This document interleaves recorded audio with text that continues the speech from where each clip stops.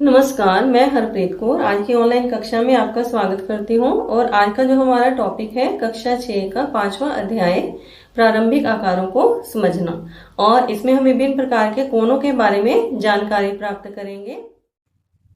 बच्चों, अब हम एक एक्टिविटी के द्वारा विभिन्न प्रकार के कोणों के बारे में जानकारी प्राप्त करेंगे। तो यहाँ पर चित्र में आपको दो बिंदु दिखाई दे रहे हैं, बी और सी, और एक जगह 0 डिग्री लिखा दिखाई दे रहा है। तो ये वास्तव में दो रेखाखंड हैं जो कि एक दूसरे के बिल्कुल ऊपर हैं। तो जब दो रेखाखंड एक दूसरे के ऊपर होते हैं तो उनके बीच में जो कोण होता है वो 0 डिग्री होता है। तो अब हम बिंदु सी को यानी एक रेखाखंड को हिलाकर देखेंगे, गति करवाएंगे और ये देखेंगे कि उनके बीच में कोण किस प्रकार से बनते हैं। तो आप इसमें देख रहे हैं कि विभिन्न प्रकार के जो कोण हैं वो बनते चले जा रहे हैं। तो ये जो कोण आप देख रहे हैं ये सब कैसे हैं? न्यून कोण हैं। तो न्यून कोण कैसे कोण होते हैं? जो कि 90 डिग्री से कम होते हैं। तो अब जैसे जैसे हमारा जो रेखाखंड है ये गति कर रहा है तो ये जितने भी कोण हैं ये सब न्यून कोण हैं। और अब ये 90 डिग्री का कोण बन गया तो इसको समकोण कहा जाता है। तो आपने इसको ध्यान रखना है कि समकोण का अर्थ होता है 90 डिग्री का कोण। और अब इसके बाद हम क्या करेंगे कि जो रेखाखंड है हम इसको गति करवाएंगे। तो अब जो कोण है ये 90 डिग्री से भी आगे बढ़ते चले जा रहे हैं। तो आप इसको देख रहे हैं कि इनका जो नंबर है वो बढ़ रहा है। और अब ये कैसे कोण है? अधिक कोण है। तो 90 डिग्री से अधिक जो कोण होते हैं वो अधिक कोण कहलाते हैं, लेकिन वो 180 डिग्री से कम होते हैं। तो 180 डिग्री के कोण को ऋजु कोण कहा जाता है। तो इस प्रकार से जो ऋजु कोण होता है ये एक सीधी सरल रेखा बनाता है। तो एक सरल रेखा पर जो कोण होता है उसको ऋजु कोण कहते हैं, यानी 180 डिग्री का कोण। और अब ये जो रेखाखंड है इसको हम और आगे गति करवाएंगे तो अब देखिए जो कोण का मान है वो और आगे बढ़ता चला जा रहा है। तो ये जो अब कोण हमारे पास बन रहे हैं इनको प्रतिवर्ती कोण कहा जाता है। तो प्रतिवर्ती कोण 180 डिग्री से अधिक होते हैं लेकिन 360 डिग्री से कम होते हैं। और देखिए रेखाखंड जो है ये बिल्कुल उसके पास आ रहा है। और दोनों जो रेखाखंड हैं जब ये बिल्कुल एक दूसरे के ऊपर आ जाते हैं तो फिर इसको संपूर्ण कोण कहा जाता है। तो 360 डिग्री का जो कोण होता है ये संपूर्ण कोण कहलाता है। और इस प्रकार से हमने इस गतिविधि के द्वारा विभिन्न प्रकार के कोणों के बारे में जानकारी प्राप्त की। तो बच्चों, हमने सीखा 90 डिग्री के कोण को समकोण कहते हैं और समकोण से छोटे कोण को न्यून कोण कहते हैं। समकोण से बड़े और ऋजु कोण से छोटे कोण को अधिक कोण कहते हैं। तो आपने इसमें उदाहरण भी देखे हैं गतिविधि में।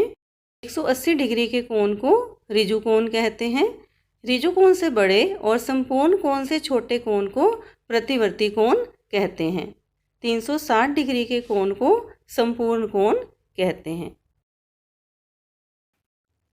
बच्चों, आपने ये भी याद रखना है कि न्यून कोण 1/4 घूर्णन से कम होता है। समकोण 1/4 घूर्णन के बराबर होता है। अधिक कोण 1/4 घूर्णन से अधिक होता है। ऋजु कोण 1/2 घूर्णन के बराबर होता है। प्रतिवर्ती कोण 1/2 घूर्णन से अधिक होता है। और संपूर्ण कोण का अर्थ होता है एक पूरा घूर्णन। तो बच्चों, अब हम एक एक्टिविटी करने जा रहे हैं जिसमें हम एक समकोण टेस्टर बनाएंगे। और इसके लिए आप किसी भी शेप का कोई भी कागज ले सकते हैं। और उसके लिए आपने क्या करना है कि इस कागज को इस तरह से बीच में फोल्ड कर देना है। तो ये मैंने इसको इस तरह से मोड़ दिया। और अब मैं दोबारा इसको इस तरीके से इसके किनारों को आपस में मिला दूंगी। तो ये जो है ये दोनों मेरे पास इस तरह से दो फोल्ड आ जाएंगे और ये इस तरह से बीच में मुड़ जाएगा। तो अब ये जो आकृति मेरे पास बन गई है कागज की, ये एक समकोण टेस्टर है।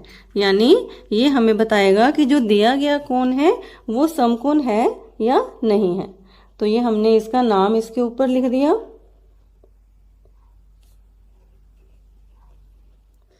तो इस टेस्टर की ये जो दो भुजाएं हैं ये आपस में एक दूसरे के साथ समकोण बनाती हैं। तो हमने क्या किया है कि एक शीट के ऊपर इस तरह से ये कोण बनाए हुए हैं और अब हम इनको चेक करेंगे। तो सबसे पहले ये जो ऊपर वाला कोण है, मैं इस टेस्टर को इस तरह से यहाँ पे रखूंगी। तो ये आप देख रहे हैं कि इसका जो आधार है वो इस कोण के आधार के साथ नीचे यहाँ पे इसके ऊपर आ जाएगा, और दूसरी जो भुजा है ये हमें टेस्टर से बाहर दिखाई दे रही है। तो इसका अर्थ ये है कि ये जो ऊपर वाला कोण है ये हमारे पास समकोण नहीं है। अब इसके बाद इस समकोण टेस्टर को हम ये दूसरे कोण के ऊपर रखेंगे।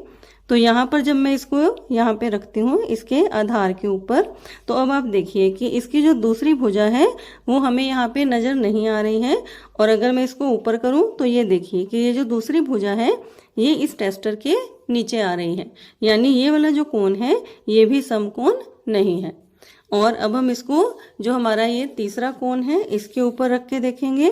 तो ये देखिए जैसे ही मैं इसको यहाँ पे इसके ऊपर रखती हूँ तो इसकी दोनों भुजाओं को आप आसानी से देख सकते हैं कि ये हमारे समकोण टेस्टर के साथ मेल खा रही हैं। तो इसका अर्थ ये है कि ये जो हमारा तीसरा कोण है ये समकोण है। तो ये एक बड़ी सिंपल सी एक्टिविटी है जिसको आप भी कर सकते हैं। इस आकृति को आप पहचान पा रहे होंगे, ये चांदा है जो आपने अपनी ज्योमेट्री बॉक्स में देखा होगा। तो अब हम एक एक्टिविटी करेंगे चांदा बनाने के लिए। तो इसके लिए मैंने ये एक सीढ़ी ली है पुरानी, आप इसकी जगह कोई चूड़ी भी ले सकते हैं, कोई भी गोल चीज आप ले सकते हैं और उसको किसी कागज के ऊपर रखकर इस तरीके से आप उसकी बाउंड्री बना सकते हैं। तो अगर आप चूड़ी लेते हैं तो उसको भी आप इसी तरीके से रख के आप उसके चारों साइड से बाउंड्री बना सकते हैं। तो ये आप देख रहे हैं जैसे इसके ऊपर ये निशान लग गया, तो उसके बाद इसको हमने कैंची से काट लेना है।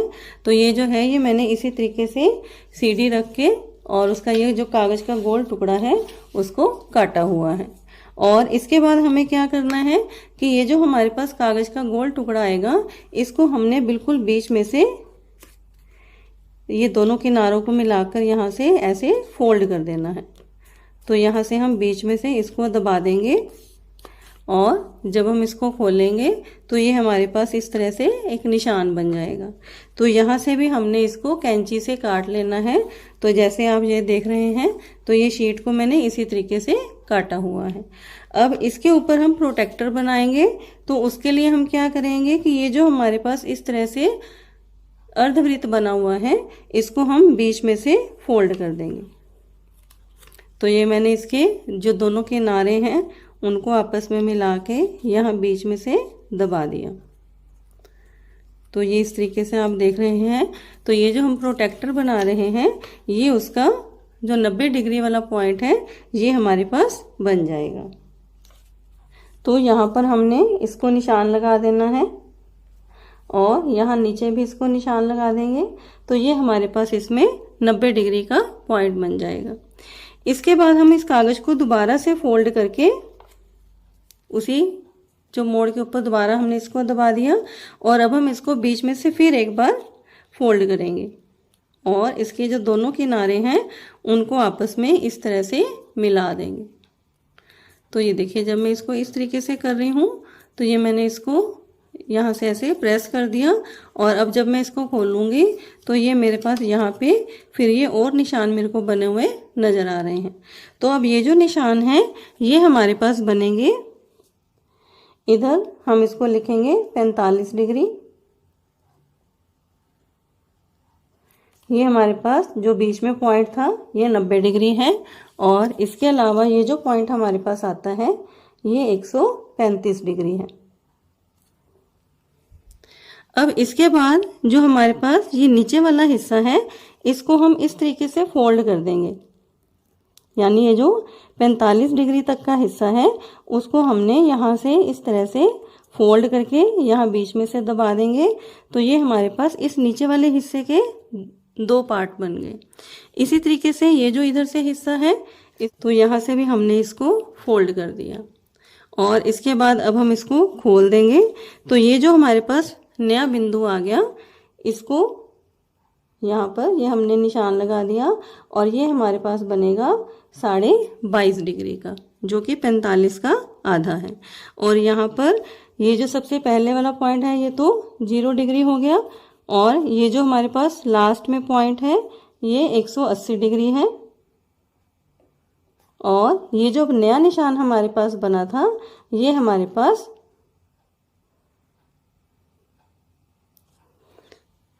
157.5 डिग्री का पॉइंट बन जाएगा। तो ये हमारे पास एक प्रोटेक्टर बन जाता है। तो इसके अंदर आप और भी इसको फोल्ड करके पॉइंट्स लगा सकते हैं, तो आप इनके साथ भी कोनों की जांच कर सकते हैं। तो बच्चों इसी गतिविधि को हम और आगे बढ़ा सकते हैं। तो ये हमने अभी जो है एक चांदा प्रोटेक्टर बनाया था, और अब ये मेरे पास एक ट्रांसपेरेंट शीट है और इसके साथ हम एक ट्रांसपेरेंट जो चांदा है उसको बनाएंगे, जैसे आपका ज्योमेट्री बॉक्स में होता है।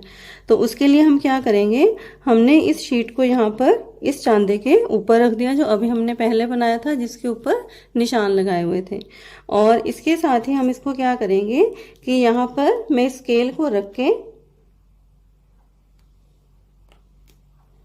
और इसके ऊपर मैं ये जो लाइन है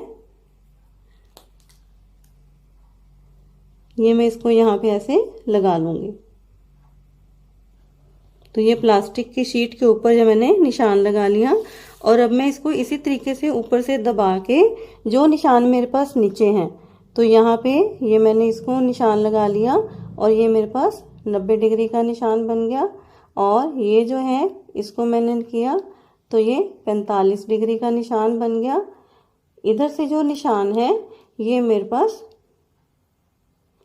22.5 डिग्री हो गया, मैंने इसके ऊपर लिख लिया। और ये जो नीचे मेरे पास बिल्कुल आधार पे निशान है ये 0 डिग्री है, और ये जो निशान है ये 135 डिग्री का है। तो ये सेम वैसे ही है जैसे हम कई बार चित्रों को ट्रेस कर लेते हैं। और ये जो नीचे निशान है ये 180 डिग्री का है, और ये निशान बन जाएगा 157 और 0.5 डिग्री। और ये जो इसका मध्य बिंदु था ये भी मैंने इसके ऊपर निशान लगा लिया। तो ये मध्य बिंदु का निशान लगा लिया, और बाकी के जो निशान हैं ये भी हमने इसके ऊपर लगा लिए हैं। और अब मैं इसको जब हटाऊंगी तो ये आप देख सकते हैं कि इसके ऊपर भी ये सारे मेरे को जो निशान है वो नजर आ रहे हैं। तो इनको भी मैं लाइन के साथ मिला सकती हूँ।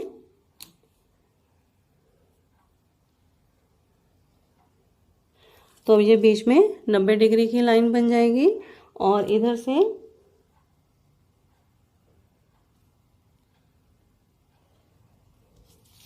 तो ये हमारे पास इस तरह से एक ट्रांसपेरेंट चांदा जो है ये तैयार हो जाता है।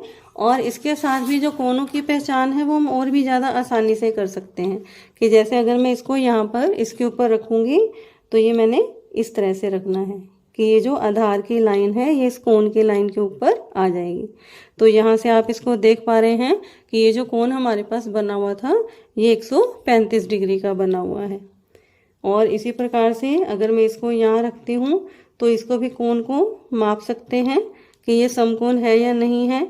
इसी प्रकार से ये जो हमारा तीसरा कोण था हम पहले भी इनको जांच चुके हैं समकोण टेस्टर की सहायता से। तो ये दोबारा एक बार हमारे पास पहचान हो जाएगी। तो ये देखिए ये अभी भी जो है ये समकोण बना रहा है। तो इस प्रकार से अगर आप इसको ट्रांसपेरेंट शीट के ऊपर बना लेते हैं तो इसको इस्तेमाल करना और भी आसान हो जाता है। तो ये सिंपल सी एक्टिविटीज हैं जिनको आप खुद भी कर सकते हैं।